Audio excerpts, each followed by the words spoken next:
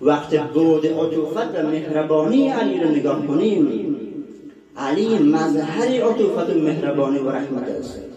همچنان در جلسه قبل برادر ارجمند صحبت کرد که علی مظهر رحمت است و رحمت لایزال الهی در وجود علی تجلی نموده و به نمایش در آمده است. حضرت علی علیه السلام شبها میرفت به خانه ایتام و فقرا نان و خرما میبرد، با ایتام بازی میکرد، با ایتام مزاح میکرد و ساعت آنها رو تیر میکرد به اصطلاح و با آنها شوخی و مزاح میکرد. در دوران حکومتش در جنگ‌های صفین و جمل و نهروان اینها که سپاهیان حضرت علی به شهادت میرسید، حضرت علی که خلیفه بود، حاکم بود، فرمانروا بود، در اون مقام، در اون قدرت مثلا اجتماعی و سیاسی بود، ولی باز هم مولا میرفت در خانه فقرا، در خانه ایتام با آنها بازی میکرد، با آنها شوخی میکرد.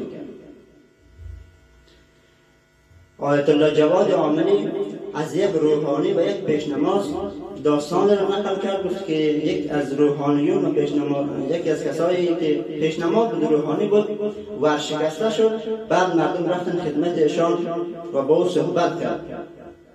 او در خلال صحبت‌هایش گفت که خدا رحمت کند شهریار را که در وصف امام علی اشعاری گفتن ولی یک بیتش ناقص است. گفتم کدام شعر، کدام بیتش؟ گفتم این علی علیه رحمت. گفتن اینو که همه شیرینه، همه زیبایه، کجایش ناقص است؟ چه نقص داره؟ بالاتر از این مگر میشد؟ گفت بله یک بیتش نقص داره. همونجا که شهریار گفته که برو ای گدای مسکین در خانه علی زن که نگین پادشاهی دهد از کرم گدا. میگه این شعر ناقص. خب بالاتر از این چیه؟ باید شهریار چی میگفت؟ میگه باید شهریار میگفت که مروی گدای مسکین تو در سرای مولا، مروی گدای مسکین تو دم سرای مولا که علی همیشه میزد در خانه گدا را.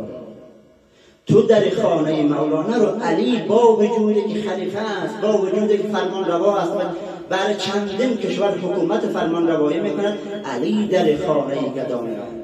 این خیلی بالا از شعری که شهریار گفتن. مروی گدای مسکین تو در سرای مولا که علی همیشه میزد در خانه گدا. دانشمندان میگن معمولا کسانی که شجاع هست و در همیشه کارش در میدان نبرد بوده، کشته خون دیده، سربریده شدن، سربریدن دیده، معمولا این افراد یک مقدار قسی القلب است، سخت دل است، اونقدر مهربانی و عطوفت ندارد. ولی علی جامع الازداد است. اینجا معلوم میشه جامع الازداد بودن. در میدان نبرد همانند شیر غرش میکند، ولی در محراب عبادت و در مقام مهربانی و عطوفت مهربان ترین شخص و نرم ترین شخص حضرت علی علیه السلام است. از این جهت است که میگن نه خدا توانمش خواند، نه بشر توانمش گفت، نه خدا توانمش خواند، نه بشر توانمش گفت، متحیرم چه نامم شه ملک لافتار. علی بشر کیف بشر، علی بشر کیف بشر، ربه فیه تجلا و ظهر.